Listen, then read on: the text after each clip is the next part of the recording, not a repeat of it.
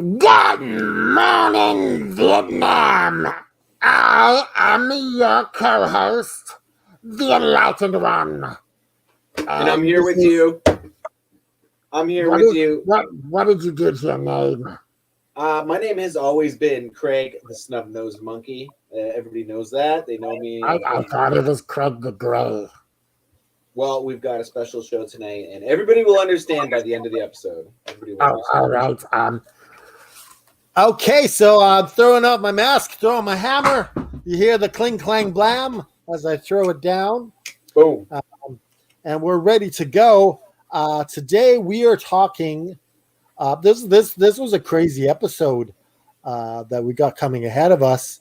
It's just filled, action packed with all crazy stuff. I didn't know any of this. Did you know any of this? I didn't know any of it until we started doing research. Yeah. So this episode is entitled "The Paranormal." What did I call this episode? I hope you came up with a clever name. You know, the Paranormal. Paranormal Stories of Vietnam War. Of the Vietnam War. That's what it's called. Is there a clever part to that name? You just named it what it is. All right. Well, maybe yeah, that's fine. Paranormal Stories. Well, I was going to call it cool. It is cool. Yeah. Maybe we could make a play on words on like what was that Vietnam movie? Apocalypse Now. Well, we already got the name. Let's move on. All right, we're moving on. So the first story. Let's talk about the Vietnam War itself for a second. So 60,000 Americans died in the Vietnam War, and it lasted 10 years from 1965 to 1975. And you almost wonder, after doing research on this show or on this episode, that it was caused, a lot of those deaths were caused by the paranormal. Could be. Yeah. So, do you want to go into our first story? Yeah. So I can start us off now. Did I have any? No, I don't have any other basic notes. Okay, so I'm going to start in the summer of 1969. We might bounce around here because there's lots of different stories, and some of them are themed in different ways. So when this isn't a chronological paranormal activity, exactly. War, but the war, like you said, it does start in 1965, goes to 1975. I'm going to jump into the middle here, 1969. Summer of 1969. It's a summer of 69. And speaking of our sponsor, Happy Time Peanuts. Look at this guy. Doesn't he look happy? Did you draw him on there? No, he was on the package. That's actually on the package? Yeah, Happy Time Peanuts. Yeah. Well, I also have a sponsor here. Let me just get my... Where'd you go? Here. I'm just getting my sponsor here. Don't worry, it's totally going to be worth it. Come on, we're live on the air. People are listening. People are watching. This is totally natural sponsor that I have. Come on, here it is. We've got Happy Time milk chocolate covered peanuts. So they're like all over the place. Chocolate version of mine. Like these are the barbecue ones. And you got the chocolate covered ones. Beautiful. It's the same brand. Absolutely. I didn't draw that on with a marker. Why would I do that? Me neither. Crazy.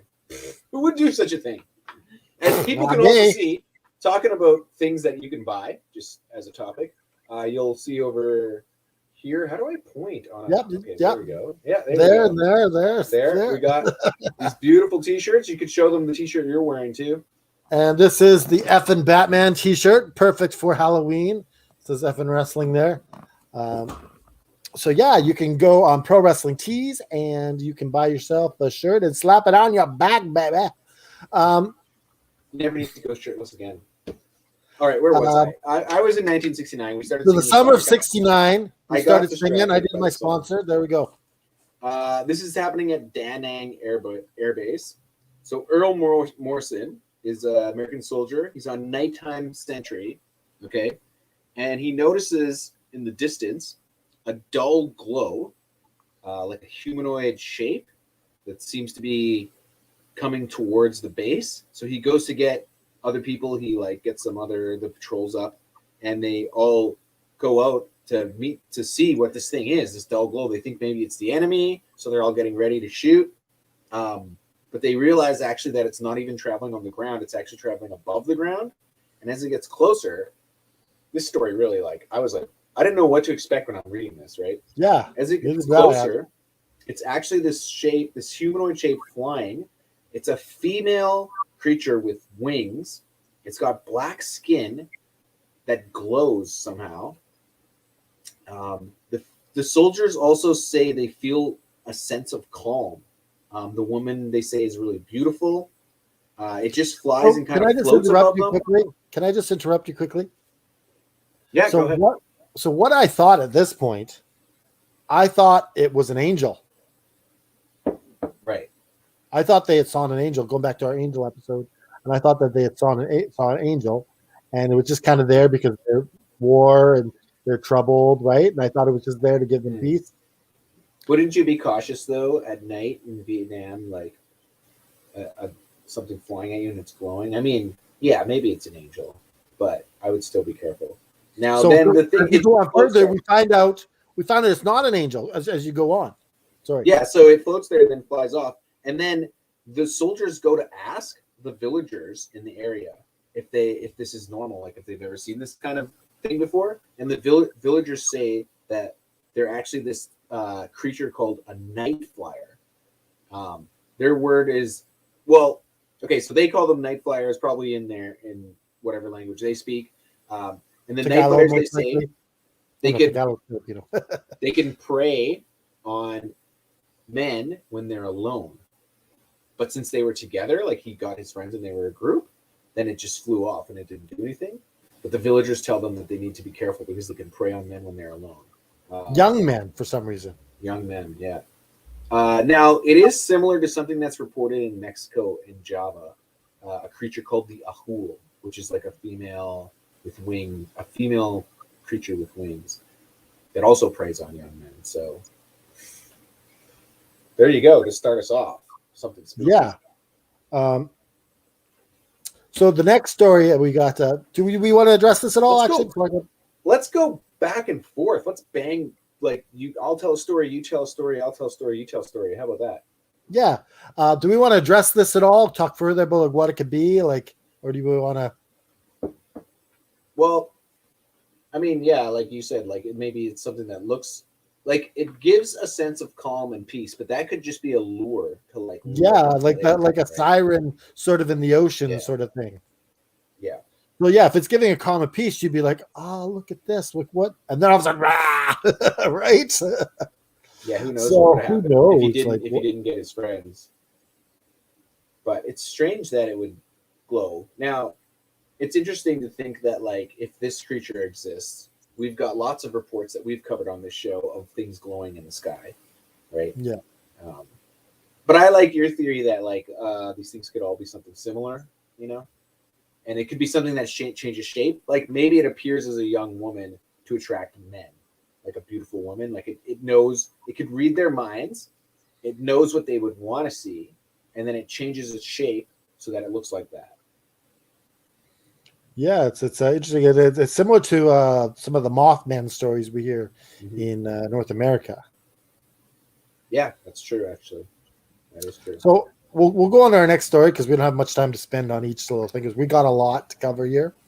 So Craig Thompson, he's a sergeant. He reports about they needed some downtime after some heavy fighting in Vietnam there, and they got to the Bong Song River when a giant gold serpent with like a shark fin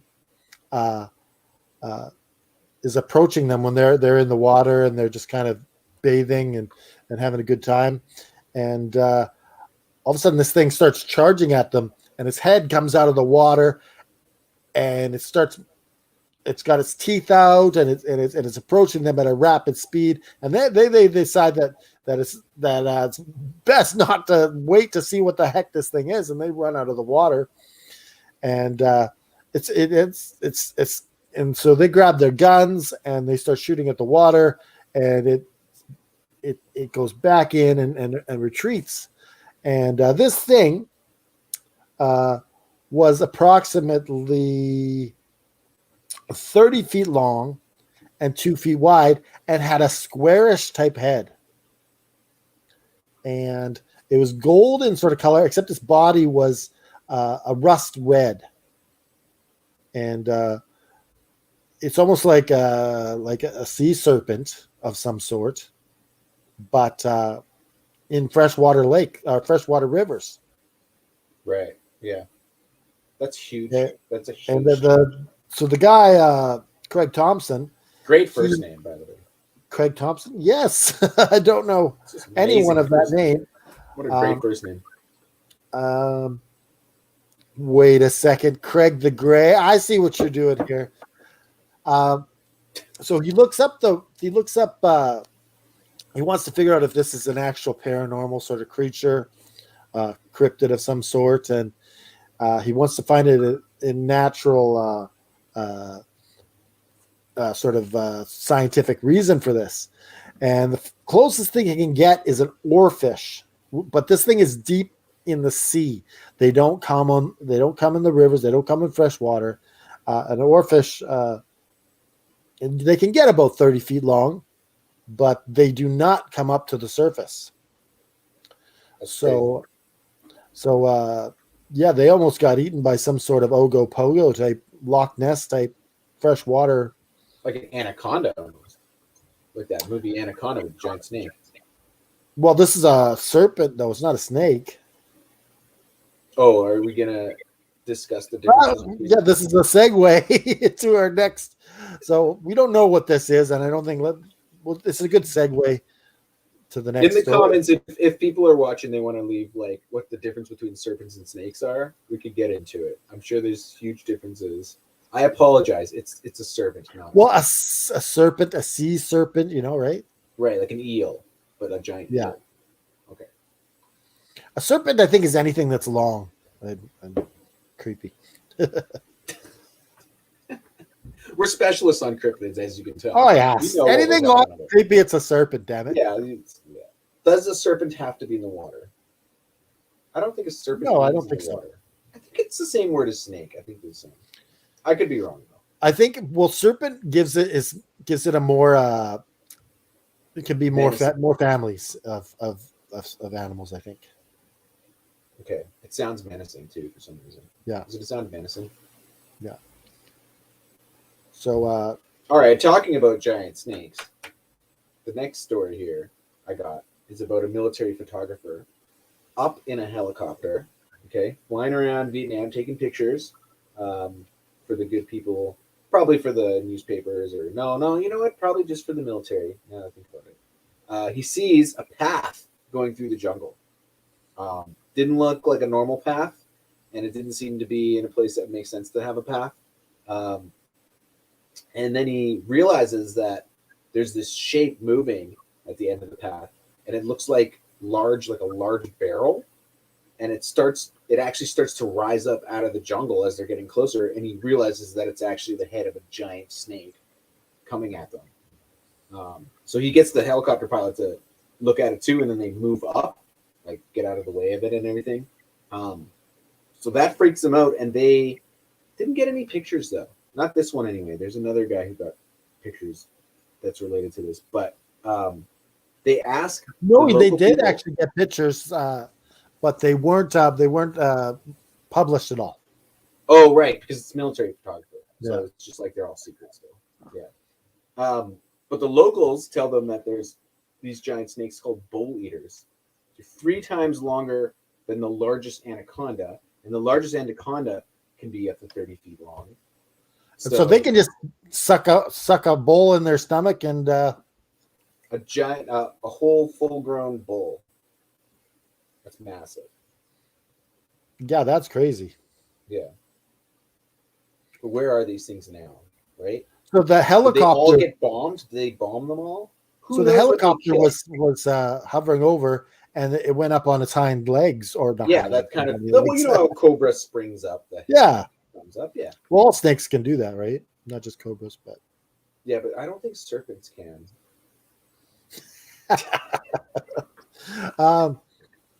So yeah, that was one of the stranger things that happened. Is these gigantic snakes, 4 feet wide. Was it 100 feet long? Yeah, I mean at least 90 because it said 3 times longer than a 30-foot snake. So 3 Yeah, times 30 is 90 to 100, right? Yeah, 100 feet. That's a football field, right? that's a football field. Yeah. A snake. Think about that for a second. Wait, no, a football field is like 100 yards. That's 300 feet. It's a third the size of a football field. Still. Yeah, I know. I'm pretty sure. Yeah, a football field's 100 yards, not 100 feet. Yeah, but what's a yard? Okay, I don't even know. I don't know. Okay, it's freaking a Anyway. huge snake. Okay, we don't need to get into this. It's If only there was a way for me to quickly look up how large a football field is. in metric, right? Is a football field. That's the thing too. We have a lot of American viewers. Should we be using metric? Yeah, we'll cater to you because you are gracious enough to subscribe to us. And while he's looking, I'm going to quickly plug. In feet. I'm going to quickly plug our friend's T-shirt. I was You so guys close. watch for Natalia Markova. Oh, look at that. You can get her shirt on Pro Wrestling Tees as well. At Pro Wrestling Tees, Natalia Markova. And I enjoyed getting. A football field is 360 feet. A football field's pretty Okay, long. so yeah, you were right. A third. Good job. Third, yeah. Your math skills are on par, sir. Yeah. But that's really long for a snake. I wouldn't want to meet one of these. So do you think that they bombed these cryptids out of existence? Well, I don't know. We'll go back to our Skinwalker episode, and we need to bring them back. All right, we need some more cryptids to fill up the earth. Come on, I don't know. They could be hiding now. That's what cryptids do. Okay, is it my turn? It's my turn, I think, right? No, it's my turn. Oh, yeah. You just said the snake story. Yeah. So, in the summer of 1970, there's no song about that. Army Corporal reports while on a recon mission. They were hearing some noises and sounds, and they were getting ready to attack what they thought were Viet Cong. And as they were going, they saw some rustles in the bush, some like stuff all broken down or whatever. And they came across some boulders that were stacked up, and they thought that was weird. And they kind of went around the boulders to encounter their enemy, and they came upon this horrible stench. And that's something common with all the cryptids. They smell really bad. What's up with that? Maybe it's cologne from where they're the dimension they're from. I don't know. Or a residue from traveling through dimensions. Maybe It could be. It could be. Maybe it stinks in between the dimensions. That would be a good movie. Something to put in a movie, right? You stink. Well, I mean, like you mentioned that one time that like when Nightcrawler teleports, he also stinks. That's actually in the X-Men universe. Oh, that's cool. Yeah. So, anyways, it's a foul stench, and they're all kind of covering their mouths, and they came across this cave with and it smelled of rotting meat as well, like a different sort of smell. And so they were kind of hiding in the bushes with their guns pointed at the cave. And as they're staring at the cave, they noticed that the cave almost seemed like it was manufactured. And it seemed like perfect smooth edges rather than like almost drilled in there. And as they're watching, they're hiding in the bushes, and these strange humanoid figures come out, and they're looking. They're about 7 feet tall each, so they're bigger than humans. wrestler size, I guess, and they start communicating in clicks and hisses. And they got some reptilian sort of skin armor on them. And so one of them starts raising up his claw as they're communicating and kind of points in their direction. And one of the younger guys on the recon team, he gets freaked out when he sees this, and all of a sudden he just gets trigger happy and just starts firing away. And then everyone else is like, well, I might as well do it too. And everyone just starts firing at these reptilian creatures. And they start booking it into the cave. And the sergeant calls them to cease fire. And this takes a little bit of time to get this kind of shut down. And then as they cease fire and they approach, they see some like green blood, and it's also foul and stench. Smells disgusting, and so they decide to detonate some sort of grenade. I don't know what they used, but they sealed the cave in and made sure that those reptilian creatures didn't come out because they were. Come on, I'm sure they got more ways to get out of the cave. It's probably a whole cave system. They probably got their teleporting system in there too. That's probably where they came from. Yeah, it probably didn't do much to close the cave. I think the soldiers are just scared. They're like, "Oh, we got to close this thing up," But it's like, yeah.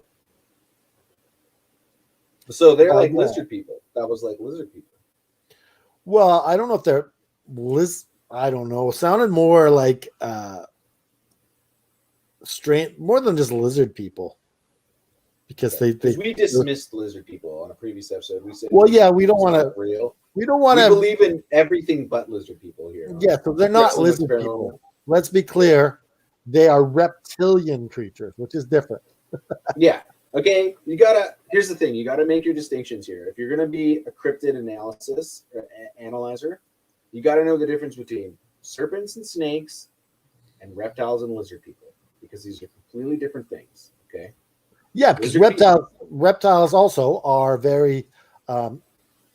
How many species of reptiles are there in the world? Like, it's countless.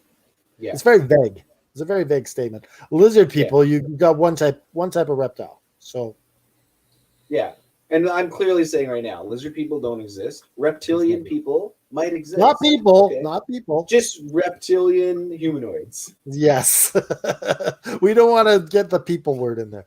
Anyways, that was if you start calling them people, the next thing they want rights. Yes, and then they're going to start appearing in people's videos and their eyes. Yeah, we don't want to do that. So yeah, this one gave me the creeps as well. This part of the story. Yeah, stinky reptile blood. You'd think that the soldiers would shoot at things more, right? They have guns already. All right. Well, getting into that, in encounters with humanoids, we've got 19. Okay. Well, actually, no, I'm not going to go into that yet. I'm going to tell the story of the USS Maddox, which is actually, I think, if my war history is correct, this is the ship that kind of starts the whole war, because in 1964, the USS Maddox is like patrolling around North Vietnam, and it gets approached by North Vietnamese patrol boats. The Vietnamese attack, so there's an exchange of fire, and that's actually one of the reasons that the United States decides to go to war. I'm sure there's tons of other reasons. But here's the thing. August 4th, lookouts on the ship claimed to see dark shapes following the ship they thought were torpedoes at first. Okay? So the Americans, since they have, bogeys on their six, as they say, that's the lingo. They've got contacts. That's what the radar people call them. They've got contacts. So they start, having return fire. They start shooting their armaments and all the defensive measures. The Americans claim that they get into a fight with Vietnamese ships and that they sink several ships in this exchange. But the Vietnamese government says all the ships are accounted for, and they're saying that the Americans were just shooting at shadows, like they weren't even there. Now, later it gets out that one of the radar attendants, he actually tells a story and says when he saw these shapes, they were nothing like torpedoes. They were actually moving up to the ship, like it seemed like they were looking at the ship like on radar, and then they would veer off at right angles all of a sudden. They'd come back, they'd go under the ship. He said that the way they were behaving, that they seemed organic to him. So some kind of organic, it must have been big enough to show up on radar. He thought that they had a type of intelligence, like they seemed intelligent to him. So the story's totally different here. It sounds like some kind of cryptid, like water cryptid, maybe a serpent, definitely not a snake though. Maybe it was in the water. Could be the giant serpent. Yeah, it could have been the serpent that I was talking about. So it seems like there was some kind of encounter with a creature like that. But of course, the Americans, they just start firing all their guns, and they're just telling this story like, oh yeah, we sunk these ships, and we had to shoot. They also probably, spent a lot of ammunition trying to kill these things that they probably never even hit. So, and that's actually, this is like a prelude to the war. This is like the prequel here. This is, before the war even starts. This is early on in the game. Right from the get-go, there seems to be encounters with cryptids in this war. This is like the secret war. That's what you should have called the episode. The Secret War of Vietnam. Well, it's too late. It's too late. See, hindsight's always... You got to text me these things. You can't come up with the name of the show halfway through the show. Come on. So we're going to quickly move on here because we got lots of stories to tell.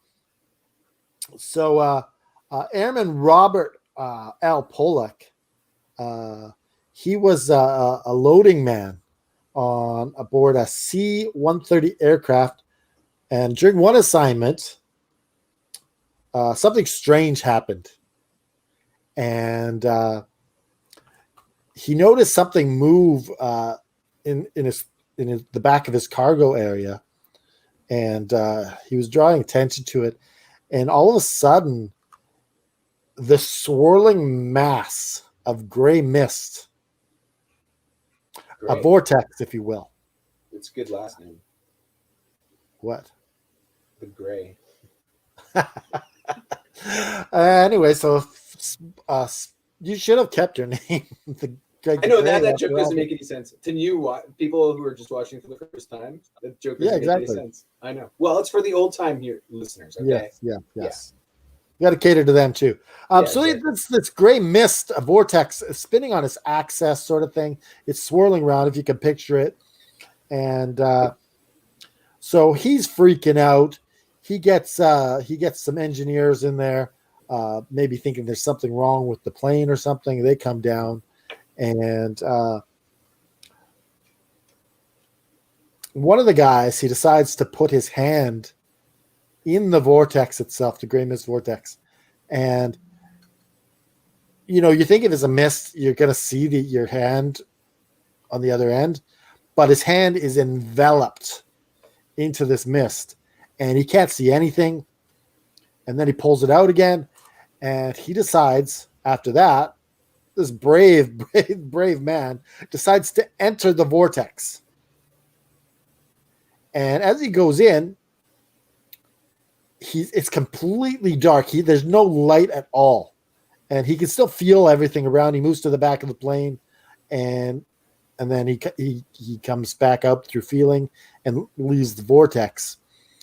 And so as they're watching this, the captain comes out as well. He put the plane on autopilot, and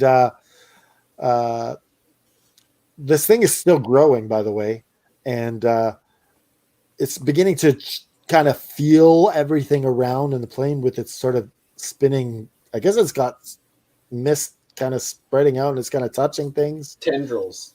Yeah, tendrils, whatever that is. So they're freaking out because they're thinking maybe that it goes to all big enough to cover the cockpit, and then they're going to be enveloped in darkness. And so they're freaking out, and Just as soon as they're filled with dread, this thing shrinks and disappears through the bottom of the plane, and there's no explanation for it. And there's nothing like I've heard anything of this before. This is strange. And they get the plane checked out after they land, and there's no Yeah, wondering if there's malfunctions. something smoking or something or steaming or I don't know. And I can't believe that the person would go into the mist. yeah, that guy, he's a brave man. Maybe he was a scientist at heart. I don't know. Seems foolhardy. Yeah, I wouldn't. I'd be. Also, let's be clear: this was a mist, not a fog, because there's a big difference between mists and fogs, especially when you're talking about, paranormal things. Just Well, yeah, I guess the mist is kind of wet, right? I wonder if it was wet. Well, they also said when he was in there that there's no taste, there was no smell. You couldn't taste or smell anything. Mm-hmm. It was just nothingness, and it was just dark. Maybe some type of But they also felt that it was sentient and had. So maybe a portal, but a portal that is moving around and growing and has its own mind, as if portals themselves are some kind of creature. Which kind of makes me wonder about the Skinwalker Ranch. Are the portals alive? Yeah, that's interesting. I Yeah. never thought about that. That's really weird. Because I mean, why do they just appear in random places? Huh. Yeah, this isn't like any other story I've ever heard before. That it was also that it was just dark in the mist. Yeah. But but his hand goes into the mist and disappears as if there's mist and he puts his hand in, you can't see his hand anymore. Yeah, it looks like his hand is amputated, but it's just inside the mist. Yeah. See, that makes So it it's a seem dark like some gray kind of portal. Yeah, it's strange. Yeah, it's very strange. All right, are the next stories a series of stories that are all on the same theme, I think?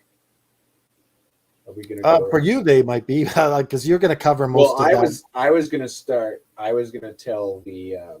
This is what I like to call the tales of the Batutu, Batutut.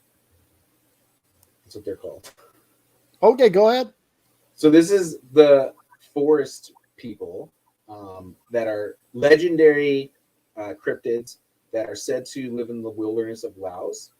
And it seems like the Vietnam War, that the American military had several encounters with these things. So this isn't just one story. This is multiple stories and different people corroborating and agreeing that they saw these things.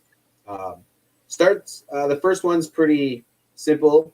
So a soldier in the U.S. Military, Steve Williams, 1968, finds a corpse of this 8-foot beast. So it had obviously run into one of their traps, like a landmine or something, because its bottom torso was shredded. So, you hit a landmine and it kind of messes you all up. So it was dead, but it seemed about 8 feet tall, completely covered in fur. Also, the smell is so bad that the soldiers all refer to it as the stench monkey.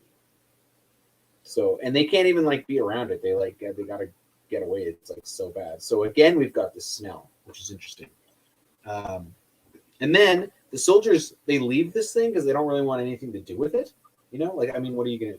It stinks so bad. It's all shredded up. What are you gonna do with it? So they're continuing their patrol, but it's at night too, and they hear the sounds of howling and what sounds like crying coming from the direction in the area where they found the corpse, as if other things of this species found it and are sad, upset now.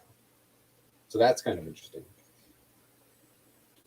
So that's the first encounter, and then, as we'll find out later, so many people in the military meet these things. They actually have a name for them. They start calling them the rock apes, because apparently they have lots of names. The stench monkeys, the rock apes. What else did they call it? The Batutu was something that the natives called it. Yeah. And they would actually were known to feast off of human liver. Whoa. And then there was another like patrol that they saw movement and they thought it was the enemy, so they started shooting, and they were firing for a while, and it took the commander a bit to just like tell his men to stop firing. And when they stopped firing, they realized that it was actually these rock apes. And the rock apes started throwing rocks at them. This is one of the reasons they call them the rock apes, because apparently they like to throw rocks. So they had a little bit of an exchange. Now, after it was done, the sergeant makes up some story that they like encountered Viet Cong or whatever. But the soldier, one of the soldiers, he tells the story to other soldiers at the camp. And then other soldiers tell him, like, yeah, we've encountered those things too. But so the story you're telling, you missed the part. Sorry to say this, but the Viet Cong had actually had them surrounded because they ambushed them. Right. And so they were in trouble because they were surrounded by Viet Cong, and out of nowhere, these rock apes. Maybe this is a different story, but the rock apes come in, and they completely attack all of their enemies and destroy them. Oh, and they're waiting there till morning, and they come out and see that their enemy is all destroyed, and they pretty much book it back to base. And yeah, what I was going to say is that so a lot of soldiers said, yeah, we've had encounters with these things as well, but they don't want to tell the truth, like because they might be made fun of or ridiculed, or they think people will think they're crazy. A lot of the sergeants who have to like make up the reports, they like obviously they're covering it up and they're lying because they don't want to, like, what are they going to tell their commanding officers? Like, oh yeah, we ran into giant, apes throwing rocks at us, or that the giant apes like killed all the Viet Cong for us. Like, obviously, if the giant apes killed a bunch of your enemy, you're going to take credit for it because it sounds so implausible that there would be like a cryptid that would kill your enemies, Not that these things are fighting for the U.S. though, because as we'll see in a bigger story, that they definitely get toe to toe with each other. Did you want to talk about Hill 868? Yeah, Hill 19. So in 1966, on Hill 868, which is named, they used it as a base of some sorts of operations, and so they, I guess, they saw that there was a bunch of enemy coming at them, and they were preparing to go to war with what they thought was Viet Cong. And they thought they had a bunch of people ready to attack them, but all of a sudden you hear these shrieks and cries from the jungle, and they're saying it's the rock apes, and there's hundreds of them, and I guess this is the area, so that they start throwing rocks, and many they start shooting machine guns at them and killing many of them, but they keep coming, and they end up right face to face, and they're stabbing them and they're shooting them, doing whatever they can. And amazingly, not one American soldier dies, and they end up scaring them off, and they're carrying their dead back into the jungle. And this ends up happening 2 more times after that. Yeah, multiple attacks. Yeah, it's not just one. Yeah. One so encounter. Yeah, so I think I remember that some Americans actually did get injured though. Yeah, many were injured, but no one actually died. I think they. Well, you've got machine guns, The soldiers have machine guns. These apes only throwing rocks, so I'm not surprised nobody got killed, unless they get right in your face. But this is a story of like pretty superior firepower on the American side, if they're just fighting these yeah, similar with the reptile people, right? This is reptilians should have brought the guns with them. I don't think I've ever, like, it's interesting whenever we hear about a paranormal encounter, if if the thing, whatever the thing is, if it has technology, then people immediately say that it's alien. But all cryptids that like, and when people talk about cryptids, I always imagine like, okay, there's some kind of prehistoric animal or being that we just haven't scientifically classified. You know, we haven't had enough encounters with it. That's what I think in my head. I don't think it's like a scientifically advanced civilization, you know, living underground or something. Although that's not completely out of the realm of possibility. Yeah, so this is I guess the Batutud is like the Asian version of Bigfoot or Sasquatch, Seems like it, yeah. but it's 8 feet tall. much more violent Mhm. in nature. Doesn't seem like a lot of signs of intelligence. I mean, maybe crying over the dead, but that's like as much as an animal would do. So a lot of people they said that they were the soldiers were high and on LSD and drugs, and they thought it was maybe they were mistaken for the snub-nosed monkey, which is quite small compared to the. See where my That's name where you comes got from? your name from. I see. I looked up some pictures of those snub-nosed monkeys. They're and they look called like you. Tonkin snub-nosed monkeys, and they actually are always kind of, their faces are very angry, like and stuff, and they got like these big, like crazy looking lips, and they look angry all the time, or like kind of like. But they are concerned all not the time. 8 feet tall. They're quite small, actually. Right, but I guess if you are a nervous soldier in a new country and you're going to war, and you're on cannabis or LSD, maybe you could mistake it. Cannabis is not going to induce no trips like that. I don't know, man. I don't know. Maybe But LSD. we're wrestling with it, right? Yeah, That maybe could LSD. be an explanation, So I suppose. there's also some strange orbs that was doing some damage there in Vietnam, right? Is this like aircraft reported by pilots? Yeah. Well, that's pretty common for all like military.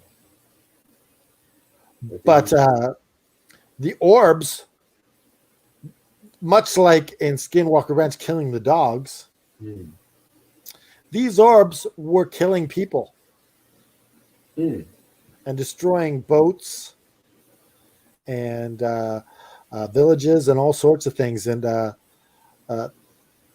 it was did a lot of damage, actually, and there's nothing that they could do. Now this veers off from a pattern that we've found before, where usually supernatural encounters or paranormal things don't end up hurting humans or killing them. But I wonder, because it's such a violent environment, it's a war, right? All the humans are being violent, and maybe that violence translates into the paranormal entities, and then they become violent, right? One of the stranger ones was the B-12 bomber.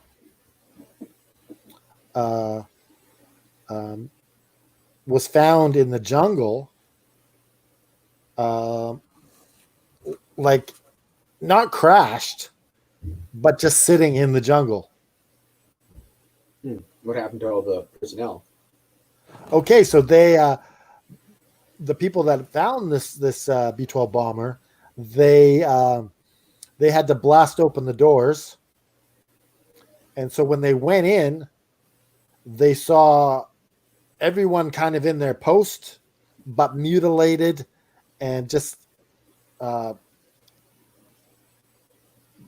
like destroyed, like just something had pelted them. I don't know, like kind of like similar to what happened to the dogs at the Skinwalker Ranch, but there wasn't much blood. That was a strange thing, but they were mutilated at the same time. So, so yeah, these things that they were tagged the blue meanie on the Skinwalker Ranch were very prevalent in Vietnam. Almost like a third army fighting. Well, that's the strange thing about Vietnam. It almost seemed like another Skinwalker Ranch. Yeah, it's because it's a bunch of things happening. Yeah. If you really look at it, because you got orbs, you got Bigfoot, like you do have on the Skinwalker Ranch, all sorts of creatures, right? Gigantic, like huge football snakes. They're called football snakes. Football snakes. That's what I'm calling them. I'm calling them football snakes because they're almost as big as a football field. Okay. Well, like we talked about with Skinwalker Ranch, it could be like a concentration of some kind of paranormal activity, like something triggers this happening in the world. And it seems to be like these stories, as far as I could tell, they were like seem to be concentrated within the time of the war, you know. And we even have a portal. Yeah. In the story as well. Yeah, it's true. There's a lot of similarities to Skinwalker. So, could this portal be what they're coming through? And does it make them stink? Is it a stink portal? One of the things they said about the portal is that light was not able to penetrate. But smell can penetrate. Possibly. Maybe other dimensions, like if you're from another dimension, like you smell really bad to people in the new dimension for some reason. Like it's that's something that we talked about is it's possible. And that's something very common with these cryptids. It's true. Yeah. Like cryptids, they could be like things native to our dimension, but they could also be traveling somehow, getting here to our dimension. Well, let's talk about this for a second. What animals do we have that smell bad? Skunks. Yeah, we got Maybe skunks. Skunks are from another dimension. Possibly. Whoa. But what other animals do we got that smell bad? Yeah, it's a good question. Dogs when they get all wet. Yeah, sometimes. Yeah, wet dog. I guess it's true. Yeah, no, that's true. I don't know. I mean, Yeah, right. animals don't smell that bad usually. Yeah. The inside of a tauntaun, if Star Wars is to be believed. But yeah, I don't know. That is interesting though to think about. Yeah. Yeah, like, and the skunks is a natural defense sort of thing, right? Yeah, it's a spray. So if you see a young skunk, they don't even smell. They don't have the glands yet. Yeah. So I wonder if old skunks smell even worse. Or maybe they go into menopause. Like, anyways, they go off skunkapause. But yeah, I don't know. Do you have anything else for the Secret War of Vietnam, which is what the show should have been called, but it isn't? It's not the Secret War. It is the tales, paranormal tales of Vietnam. Okay. Say it that way. That was, kind of spooky. The paranormal tales of Vietnam. But no, somebody should make a movie. This should be a movie. This would be an amazing movie, don't you think? There's all these Vietnam movies, but they never had a paranormal Vietnam movie. Well, yeah, I think if they did all these stories as part of it, too much, yeah, but it might be too many things. But it would be really cool. So Hollywood, people, if you made like The Third Enemy and just like all these stories, you could totally make a badass movie. You know what ties this into wrestling? Jesse the Body Ventura, was in Predator, which is a military platoon encountering alien. Well, he was a bit of a cryptid too, Predator, right? Oh, I thought you were going to say Jesse Ventura. Jesse Ventura. It's a bit of a cryptid. Yeah, no, the Predator, yeah, maybe. I mean, but he's clearly an alien from another, because he's got a spaceship, right, in the movie, I'm pretty sure. Well, but I wonder if it's based on the truth, because you see a lot of these cryptids that are invisible. Yeah. Very similar to Predator. Yeah, Skinwalker has like total Predator stuff happening, for sure. So, that's pretty much our episode for today. Thank you so much for watching. Visit fnwrestling.com. You'll see all our sites on the homepage there. You'll see our Twitter, allfnwrestling.com, Twitter. What's it, All F Wrestling? Yeah, All F Wrestling on Twitter. And visit our Facebook group. you can participate and meet all the families. Yeah. And I guess that's it for today. Anything you want to add, Craig? Yeah, well, you get to do the opening, so I get to do the closing. I'm going to say my closing line, and I'm going to throw my notes into the air. You're going to throw your notes? Yeah, this is a new thing I'm going to do. I'm going to throw my notes into the air. You're going to do this every week? I don't know if it'll capture it on camera or not. That's the wild, zany, world of podcasting. You ready for this? Let's look. Keep on wrestling with the paranormal.